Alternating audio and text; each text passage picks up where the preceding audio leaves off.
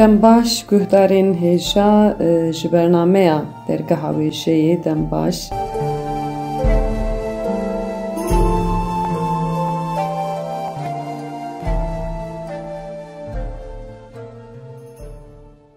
Ji bernameya dergeha wêjeyê dem baş guhdarên hêja ez Roza Metîna bi bernameyekê nû ya dergeha wêjeyê li pêşberî we me. Di bernameya borî de me behsa çanda dengbêjiyê kiribû, behsa jiyana eyşeşan kiribû, dîsa meselûgek min xwendibû, du mamik pirsîbû û çend helbestên helbestkarê me farqînî min ji we re xwendibû. Di vê bernameyê de jî ez ê balê bikişînim ser cejnên Kurdan ku di çanda Kurda de ciyekî girîng û taybet digire. Cejna Yeldayê, Şevçile, Cejna Newrozê û Cejna Çarşema Sor. Her wiha ez ê ji we re çîrokeke Resûl Baltacı bixwînim û di heman demê de jî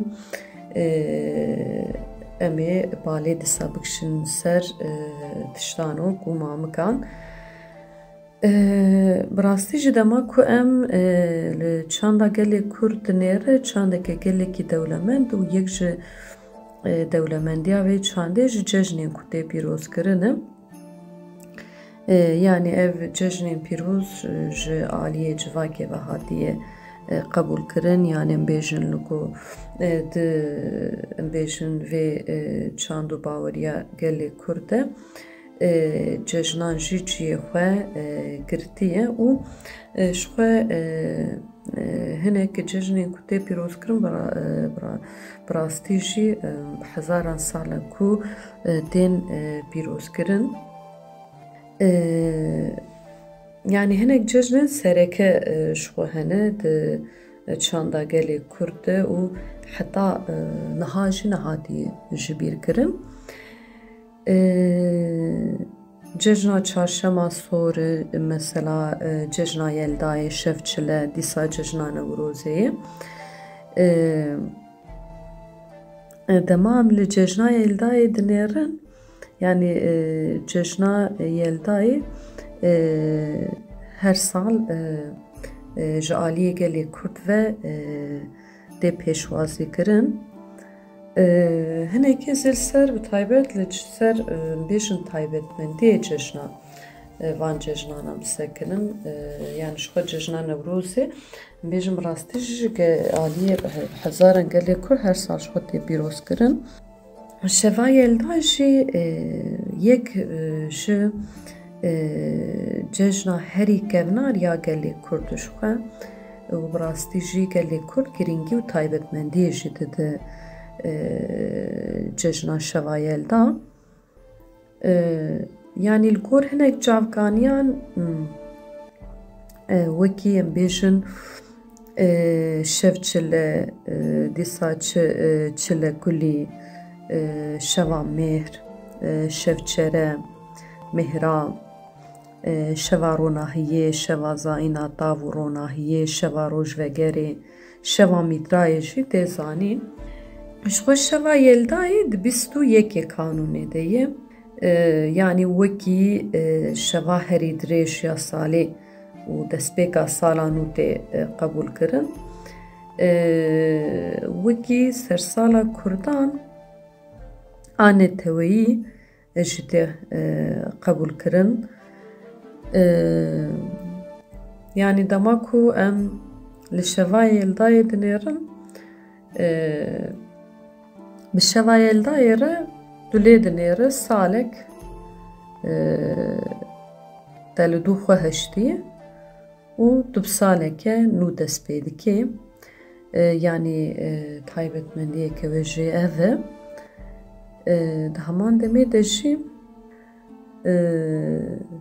bi taybet yani ji bo gelê Kurd ev cejin bi hem kêfxweşiyekî hem jî bi kelecanekî tê pêşwazî kirin. salekê dema ku min di rêveberiya Komeleya Wêjekarên Kurd de cih dikin, salekê me hem bi Komeleya Wêjekarên Kurd de hem bi gelek saziyên din re me li Amedê Şeva Yeldayê pêşwazî kiriw û bi rastî jî tevlîbûneke gelekî xurt hebû wê rojê. Di heman demê de ji wê rojê ew sêva mixikreşî gelek kesî çê dikir, yani sêvê tu wisa qurnefîlê tê da dike û bêhneke pir xweşî dide. Bi taybet wekî sembolan bêjin di navbera evîndaran de jî tê pênasekirin û yani gelek kesên ku tevlî wê bernamê bûbû bi kêfxweşî jî di heman demê de ew sêva mixikreşî çê dikirin. Şeva Yeldayê em dikarin bêjin yani xwedî zanisteke kûr jî, yani xwedî felsefeyeke sürüştiye. Ji xwe zaten gelek tiştên Kurdan bi rastî jî ew jê çavkaniya xwe ji xwezayê digirin. Di heman demê de jî divir de em dikar vê fikirek heye, ramanek heye, baweriyek heye, yani dîrokî ye. Ji ber wî havî jî girîng bi taybet em wexta lê dinêrin Şeva Yelda bi rastî jî hinekî bi şêwazên cuda ji tê pîrozkirin. Lê bêtir tedî xwe dispêr wê çavkaniya baweriyê, yani baweriya netewêyan em bêjin xwe dispêre wekî pîskaberê jî min got fikr û ramanekê jî. Li gor hinek çavkaniyan, hinek lêkolînan jî mirov dikare bibêje Noel ango sersala mîladî ku em bêjin îro li gelek cihên cihanê jî tê pîrozkirin. Hinekî wê bingeha xwe Şeva Yeldayê jî digirin. Ji xwe bi rastî ji demam lê dinêrin gelek tedî çîrok bin, em bêjin tiştên wekî dinê ku çand û hunerê eleqedar dike, ên cîhanê bingeha xwe ji xwe bi rastî jî ji ya bêjin axa Mezopotamyayê jî girtiye. Em wekî mînak bidin helbet, yani Şeva Yelda jî li gor em bêjin çaraliyên Kurdistanê dikare yani baweyekî cuda ji wê pîrozkirin. Mesela bi taybet li Rojhilatê Kurdistanê Şeva Yeldayê yani şîveke baş, yani şîveke xweş tê amadekirin û bi fêkî re, yani bi fêkiyên bêjin cure cure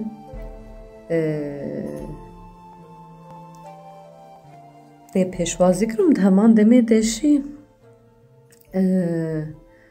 kêfxweşî tê derbas kirin. Yani aliyekî jî hinek sembolên Şeva Yeldayê jî heye. Ev sembolana em dikarin wekî berû, wekî gûz, dîsa hinar, dîsa zebeş û hinek xurekên dinê jî.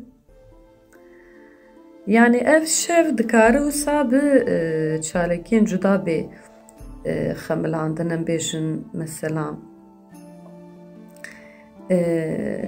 bi xwendina helbestî, dîsa bi xwarin ve xwarinê ye, gotina stranayê. Dîsa yani di Şeva Yeldayê de jî çîrok ji tê gotin. Lê belê tedî hinek cejin, hinek bêjin sembol û nîşaneyê wan ê bingehîn heye. Yani em dikarin bêjin Şeva Yeldayê ew nîşane û sembola wê ya bingehîn hinar e. Em lê binêrin ka taybetiya hinarê di ver de çi, ew jî tiştekî muhîm e. Tê gotin hinar ew semboleke yekem û mînake yekem ya teqîna yekem e. Tê gotin tedî wexta hinar biteqe, دبیجه هر حبکه هناری وک سترگین العزمانان بالیه کی ودچه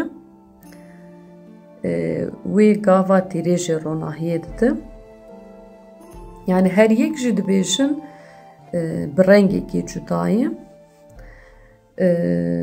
xwerû û bişîniya ezman dibiriqe loma jî dibêjin Kurdên Yersanî ji teqîna yekemyanê ji ûrkîna Big Bang re kun ve kun kunar ve kuner yani teqîn û belavbûn gotine yani têkiliyek wiha hatî dayîn hinar û kunarê teqîn yani ew têkiliya wan ya bi hev re hatî danîn wiha behs tê kirin di heman demê de jî wateya bêjin yelda û çileyê heye dîsa em bêjin guherîna şev û rojê tê gotin peyva yelda li gorî hinek çavkaniyan peyveke Suryanî bi wateya zayîn û jidayîk bûne tê gotin ji ber ku Suryanî bawer dikin ku şeva yeldayê di heman demê de jidayîkbûna Îsa Mesîh e tê gotin di çanda Kurdên Rojhilat û Îraniyan de jî yelda yani şeva çilê şeva zayîna mehr û dilovaniyê ye tê gotin di Kurdî de bi giştî di koma zimanê Aryenî de lêkera dan her wiha peyvên weke da dadan, dadê, dayık, xweda, yêzdan hene. Tê gotin ev di bingeha koma zimanên Aryenî de jî xuya dike. Bi taybetî peyva yêzdan û peyva yelda gelek nêzî hevin. Loma jî mirov tedî dikare bêje ev peyveke Aryenî ye. Ji xwe şeva çilê jî bi şeva yeldayê tê nasîn ji 21 Kanûnê heta şeva 1 Sibatê 40 roj dibe.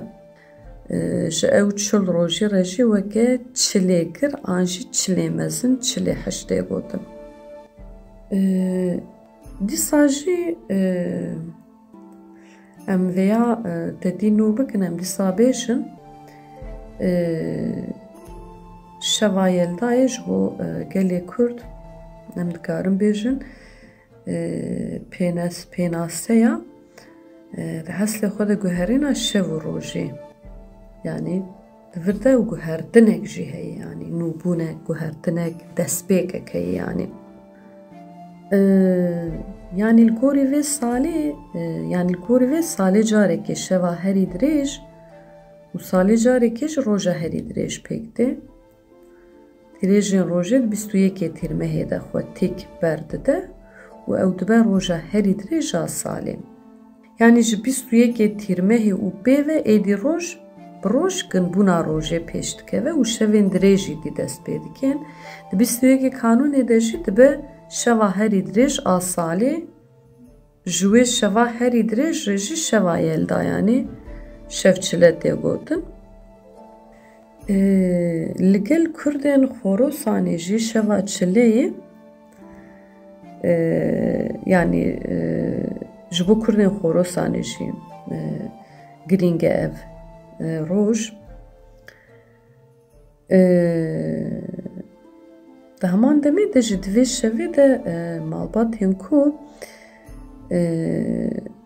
ji bo kurê xwe çûbin keçek nas kiribin û bixwazin wê keçê û kurê xwe bi hev de bidin zewcandin diçin serdana boka xwe û xelatên mîna cilûberg zîv zêr û xwarinên xwe jî dibidin yani mala bûkê ji vêya jî yani ji vê em bêjin xelatdayînê ji wekî şevçilegî tê gotin. Her wiha di vê şevê de dibêjin li vê şeva dirêj û reş mala we germ dilê we geş. agir jî divê şevê de tê pêxistin û divê şevê de lîstika bi êgir jî di heman demê de hinek ji taybetmendiyên vê şeveyê jî. Niha jî dixwazim li ser çarşema sor hinekî bisekinim. Çarşema sor, cejna çarşema sor tê gotin, yani cejneke herî mezin Kurdên Êzidiyê. Di roja çarşema hefteyê yekemîn a meha Nîsanê de tê pîrozkirin. Di heman demê de jî li ser vêya hinek stran jî heye. Stranek niha tê bîra min divê çarşema serê Nîsanê horî melek çûn dîwanê. Tenê ev tê bîra min, yani li ser em bêjin rojên taybetê gelê Kurd ji xwe gelek stran jî hatine gotin, gelek çîrok jî hatiye gotin. Li gorî baweriya Kurdên Êzidî Xwedê di 365 rojan de cîhanê ava dike û çarşema yekemîn a meha Nîsanê avabûna cîhanê bi dawî dibe. Dîsa hinek taybetmendiyên vê rojê jî hêk tên kelandin û tên boyaxkirin.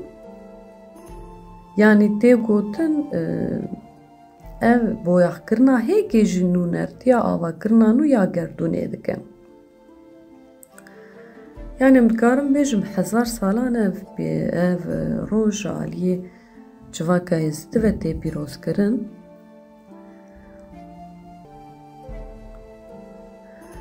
Di heman demê de jî tê gotin ev maneya kelandina hêkê jî ew e ku dema hêj dikele awayî gerdûnê ve digere. Ji xwe yani wexta em li teşeyê hêkê dinêrin tedî navê dişibe rojê jî û zerdikavê dişibe rojê jî. Ji xwe roj ji bo gelê Kurd tedî taybet e. Ji xwe serê sibeha cejnê jî herkes wek em bêjin cejnên dinê ji xewa xwe ya şêrîn zûra dibin û berê xwe dide rojê ji bo hemû dinyayê îbadet dikin. Yani Kurd ji xwe dibêje berê nizanim çend millet pişre em.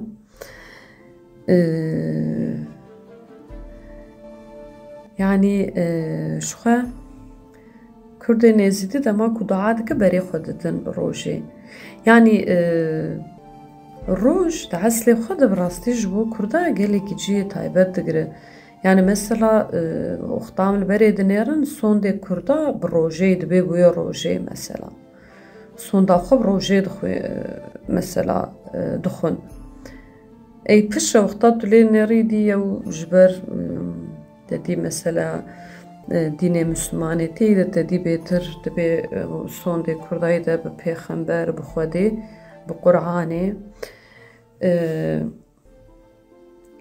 Lê dîrokek herî kevnar de ya gelê Kurd de ew sondxwarina bi rojê ciyekî taybet digire.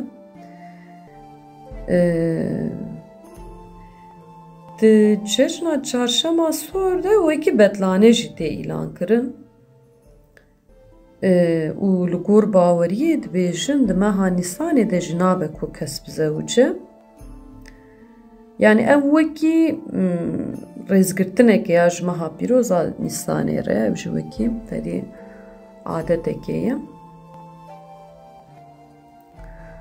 Ji xwe cejna Newrozê jî cejneke ji bo biharê, yani em bêjin ji aliyê gelê Kurd, Peştûn, Belûç, Faris tê pîrozkirin. Ji xwe 21 adarê de tê pîrozkirin.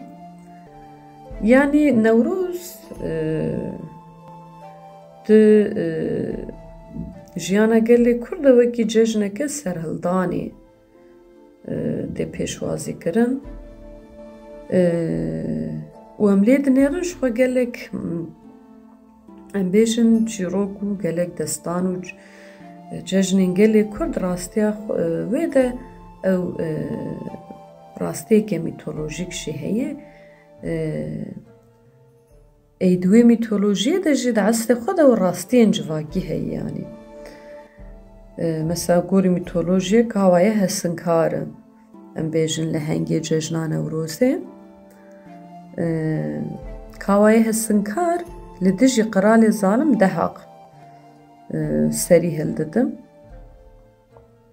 Wexta hawaye hesinkar bi ser dikeve jî agir tê vêxistin û ev agira jî ji xwe wekî agirê serkeftinê ye. Yani em vêya dikarin wekî rojeke serhildan, berxwedan û azadiya gelê Kurd jî pênase bikin. Wekî rojeke nû, roja serhildanê. Cejna Newrozê jî bi vê rengî elbet yani mirov dikare bi awayekî berfireh jî behsa cejna Newrozê bike. Mesela wexta em destana me Mûzîn dinêre tedî di eslê xwe de wisa destaneke mîtolojîk e. Piştre Ehmedê Xanê dema ku tedî destana me Mûzîn ji nû tedî dinivîse li wir eslê xwe di me Mûzîn di Newrozê de hev dinas dikin. Yani wir Ehmedê Xanê dikarin bêjin wir rihekî wisa netewî di dê me Mûzîn di heman demê de li wir di Newrozê de hev dinas dikin.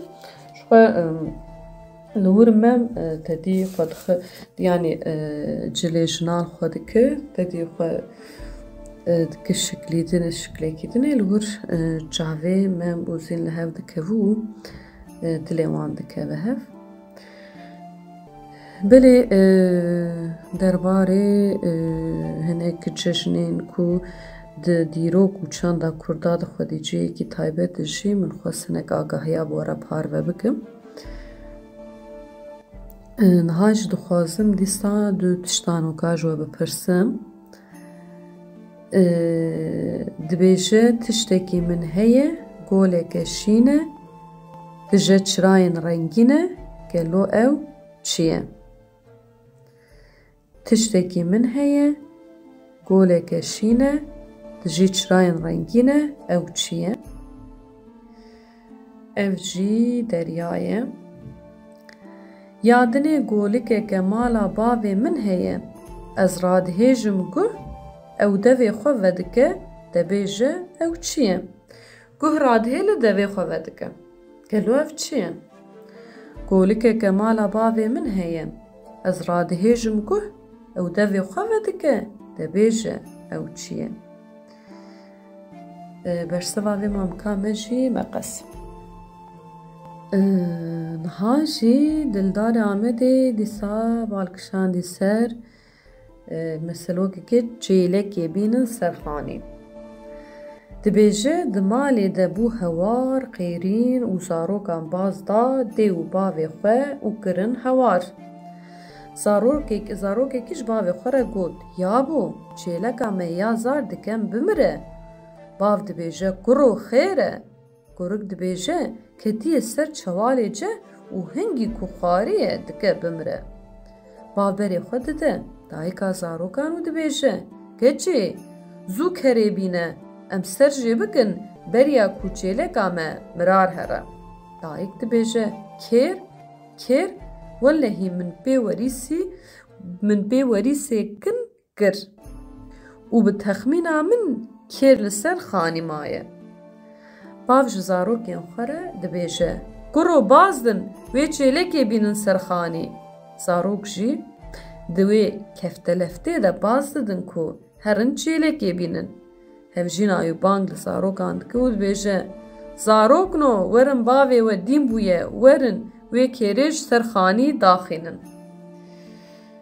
Belê ev jî min were parve kir niha ji dixwazim çîrokek ya Resul Baltacı bi were parve bikim. Dîsa ji antolojiya çîrok helbestên nivîskarên di zindanan de ji xwe di her bernameyê de ez hewl didim ku çîrok ya jî helbestên nivîskarên û helbestkarên di zindanan bixwînim ku ew çîrok helbestên wan em bêjin hem lê bê guhdarî kirin hem em bêjin ew berhemên ku em bêjin dibin şer û mercên dijwar de tên nivîsandin bi gel re bê parvekirin. Ez berê ji jiyana Resul Baltacı dest pê bikim. Rûpelê sîw nabiborin şêst û sisiya ya rabûna berî Gulberojan antolojiyê çîrok helbestê nivîskarên di zindana de. Resul Baltacı di sala 1907 dudiyan de li gundê Heseyniya Girêdayê Misircê yê Sêrtê hatiye dinê. Di temenekî biçûk de tevger azadiyê nas dike ji ber şerd û mercên demê neçar dimînin bi malbatî koçî êlihê bikin. Di sala 1992 dudiyan de jî tê girtin û cezayê müebbetê digire. Di girtîgehê de fêrî xwendin a nivîsandinê dibe bi dorê di girtîgeha Amed, Dîlok, Mûş, Sêrt, Sêwrek, Şakran a İzmîr û Düzce'ye de maye. Nivîsên wî li gelek kovar û rojnameyên wekî Azadiya Welat, Özgür Gündem, Eylül, Şopa Rojê, Kovara Wek, Dîroj, Mahsûs Mahalû yeni özgür polîtikayê de hatine weşandin. Berhemên wî jî ez penaberim helbest ji weşanên JJ'yê 2015 Amed, Rodeng jî çîrok e. Dîsa weşanxaneya JJ 2019 Amed. Pelên ha zê dest bi çîroka Rodeng bikim. Odeya biçûk êdî têrê xeyalên wê nedikir. Her roj mînakarekî asayî di şibakeya ji darên text hatî çêkirin de li derve dinêrî. Çendekî bêhindistend. Ew demek dirêj bû. Rodengê li dengê dilê xwe yê bi êş û bi birîn guhdarî dikir. Dilê wê yê ciwan jê re li rêyekê nû digeriya. Pêwîstiya wê bi biryarek xurt û dîrokî hebû. Ew sala siyan bû li zanîngeha Denîzliyê beşa hiqûqê dixwend. Demek dirêj bû. Li ser beşê lêhûrbûnek wê çê nedibû. Li mamosteyan guhdarî nedikir. Zêde nediçûwaneyên wan. Di waneyan de hiqûq fermî dihatîn kirin. Lêbelê bêhiqûqiya ku li ser gel dihat meşandin wek nakokiyek mezin li pêşberî çavê Rodengê disekinî. Nakokiyên diketin dijberiya hev, Rodeng xistibû nav lêgerînek şênber. Gelek caran pirtûkên li ber çavê Rodengê wek rûpelên spî xuya dikirin. Gotineke ku dilê wê nerm bike tune bû. Di nava dudiliyê de diçû û dihat. Jiyanê roj bi roj wateya xwe ji çavê wê kêm dikir. Carna bi saetan li menzela xwe di nav cihên xwe de li dîwarên rûd û tazî mêze dikir. Dîwar dibû wêneyek welatê wê yê melûlmayî. Bi tena serê xwe ji bajêr derdiket ber bi daristanan cihên ku mirov lê tuneyê ve diçû. Xwe di carekê de di kurahiya valahiyekê de bêarmanc dîtibû. Rodeng di saetên li malê bû berê xwe dida ser şokê û di bin ava germ de bi saetan mijûl dibû. Li ber awêneyê disekinî, di lêgerîna keşifkirina bedenê de li xwe temaşe dikir. Porekî reş û dirêj xwe di ser namilên wê de berdida xwarê. Her du çavên wê mîna du şimamokan dibiriqî. Lêvên wê sor, tenik û gulover bûn. Birûyên wê heyva hilalî bi bîr dixist. Destê xwe bi bixwînsarî di ser bedena xwe de digerand. Di eniya wê ya fireh de sê pirzikên sor dabûn der. Di nermika guhên wê de du guharên biçûk û bedew hebûn. Zend û bendên wê wekî sîpanê xelatê dibiriqand. Rûyê wê sêvên herî tirş da anî bîra meriv. Temenê wê derdora bîst û sisiyan bû. Ev sê sal bûn zanîngeh di beşa hiqûqê de dixwend. Dema dihat malê û dema wê dima pirtûk, kovar û rojnameyên nêzî tevgera azadiyê yên şoreşgeran dixwend. Di beşa xwe de bêkê masî û serkeftî bû. Bi dehan keç û xortên welatparêz de hevaldî dikir. Ji ber van têkiliyên wê çend caran hîndekarên faşîst, olperest û polîsan gef lêxwaribûn. Ew girtibûn binçavan, ji bo tirsandinê di binçavan de destdirêjî lêkiribûn. Li zanîngehê gelek caran bi hev re rûdiniştin û nîqaş dikirin. Li ser welat û şoreşê gelek sohbetên wan pêk dihatin. Carekê hevalekî rodengê li helbestvanekî Alman jêgiranek girtibû û bi wê re parve kiribû.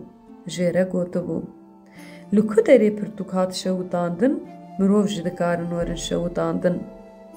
Vê gotinê bala wê kişandibû ser xwe. Carekê hevaleka wê ya wêjevan li ser wêjeya Kurdan ev rêntin bi rodengê re parve kiribû.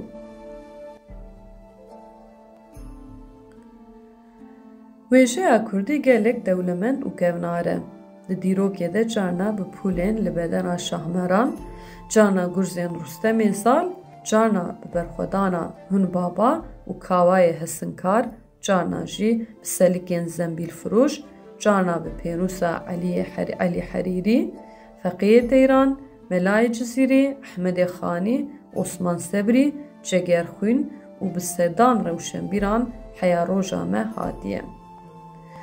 Rodengê di van sohbetan de xwehîn çêtir nas dikir. Kêfa wê pir ji dîrok û wêjeyê re dihat. Dizanîbû hemû nirxê gel û welatê wê yê qedexe destpêka dîrokê û di nava rûpelên wêjeyê de veşardiye. Rodengê ji xwe re zend avesta bexçeyên ronahiyê ya manî peyda kiribû. Dixwend. Dengbêjî û muzîka Kurdî rihê wê sermest dikir. Rodengê hîn 3 salî bû dayika wê de encama nexweşiya Pençeşêrê de miribû. Bavê wê jî ji aliyê dewletê ve hatibû revandin û qetil kiribûn. Li cem malbata apê xwe dima. Birayê wê yê 2 salan jê mezintir ev 6 sal bûn di nava refên gerî lade cihê xwe digirt. Apê wê wekî keça xwe lê mêze dikir. Tu carî bêdayîk bûn û bêbav bûn bêne didan hîskirin. Bi eslê xwe ji herêma Sêrtê bûn. Malbata Rodengê gelek zilm û neheqiya kedxwar û rûreşan kişandibû. Apê wê neçar mabû ku koçî bajarê Denîzliyê bike. Li taxeke piranî Kurd lê dijiyan ji xwe re xaniyek stendibûn. Sebra şêniyên wê taxê bi hev re dihat. Xeta wan a hevpar ku wan gihandibû hev jî ev yek bû. Biraya Rodengê hîn 13 saliya xwe de biryara tevlîbûnê dabû. Xerîbî pir li zora wan çûbû. Dema çûyînê tenê xatir ji Rodengê xwestibû. Jê re gotibû: Dibistana xwe bi dawî bike û bibe parêzer. Rodengê nedixwast birayê wê tenê bihêle û biçe. Digot: Min jî bi xwe re bibe yan jî niha neçe. Birayê wê soza jiyaneke azad bi hev re dabûyê. Piştî birayê çûbû 3-4 rojan li pey giryabû. Xwarin nexwaribû. Her dem mêvanê xewnên wê bû. Piştî 2 salan birayê wê bi navê Roder jê re silav şandibû. Rodengê di nava taxê de pir dihat heskirin. Qedrê wê pir bû. Dem bi dem diçû malên cîran û kesên welat parêz. Da ku jiyana wan fam bike, gelek kesan ji ber tenêbûna wê gunehê xwe pêdanî. Ev nêzîkatî li zora wê diçû. Hin malbatan ji jê re dixwestin bibe bûka wan. Carna bi henekî digotin: Em dixwazin tu bibe bûka me. Lê xwestek û armanca Rodengê cuda bû. Wê dixwest çand, ziman, erf û adetên Kurdan hîn bibe. Ji van tiştan biyanî nemîne û xwe ji çanda biyanî biparêze. Parvekirinên wê û hevalên wê di her hatina cem hev de li ser şerê li welat bû. Komkuşî, talan, wêran û îşkenceya li ser gelê Kurd li tevahiya cîhanê belabû bû. Rojekê hevalekî Rodengê xwest ku biçin taxa wan a ku dawet lê hebû. Rodengê nexwest vê pêşniyarê paş de bizîvirîne û bi hev re çûn wê daweta malbatek Kurd. Dawet a malbatek welat parêz bû. Bavê Zavat girtîgehê de ji doza tevgera azadiyê girtî dima. Xuşkek wî li çiyayên azad şehîd ketibûn. Rodeng û Zaval heman zanîngehê bi hev re dixwendin. Hev û din başnas dikirin, heta ku çend cara Zava xwestibû teklîfa zewacê li Rodengê bike. Lê dîsa bêdeng mabû. Dawetek gelek baş darxistibûn. Kesê nizanibe wê bigota ev dawet li Cizîra Botantê li darxistin. Dev, dahol, erbane, sazvan giş amade bûn. Jin û mêr bi cil û bergên Kurdî govend nigerandin, dawet li hewşeke mezin pêk dihat. Kirasê şevê reş bû, taca wê stêrk bûn, bi sedan lembe û mûmên rengorenk û ronehî dida derdorê. Keç û xortên esmer mil dabûn hev û li ber muzîka Kurdî direqisîn. Rodengê jî cilên Kurdî li xwe kiribû. Desmal dabû destê xwe, kesk û sor û zer avê dibû ser milê xwe û di ser govendiyê de cihê xwe girtibû. Di dîlanê de mîna periyeke bedew lê hatibû, bala tevî dawetvana kişandibû ser xwe. Tîrêjên stêrk, lembe û mûman bi reng û zimanê xwe yê germ bedena Rodengê de alast. Bedena wê di xwêdanê de mabû, wekî avê lê hatibû. Di şeva sayî û demsala havînê de bêhna fêkî di firûya ser wan. Dengê tilîliyên jinên Kurd bi ser taxê diket.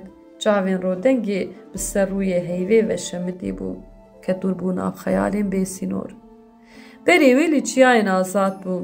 Li cem birayê xwe Roder rûniştibû û bi hesreta salan sohbet dikirin. Dilê wê geş bûbû, çavên wê dikeniyan, xwezayê reng dabû rûya Rodengê. Di nava wan xeyalan de biryara xwe dabû û êdî dema berê xwe bide qadên berxwedanê. Piştî salên dirêj wê biçûya welatê rojê. Xwestek û hêviyên Rodengê wekî hespê hêç serî jê standibû. Dawet ji bo wê bû bû cihê biryardayînê û gihîştina evîna xwe ya herî bi qîmet. Navê evîna wê têkoşîna azadî û berxwedana li Kurdistanê bû. Ew ji du govendê de bi stranên ji bo gerîla dihatin gotin dibû yek. Coş û moralê wê derketibû lûtgeyê. Ruhê wê xwe di bedena wê de hew digirt. Tevahî şibak û deriyên dilê wê vebûbûn. Ev du diliyên wê bi mehan bû êşên mezin pêdida kişandin. Dawet bû dermankirina birînên wê. Ji bo Rodengê wekî efsûnê bû. Pora xwe ya reş li ser milekî di avê ser milê din. Bejna wê ya nekin ne jî dirêj, ne qelew ne jî qels bûbû gula dawetê.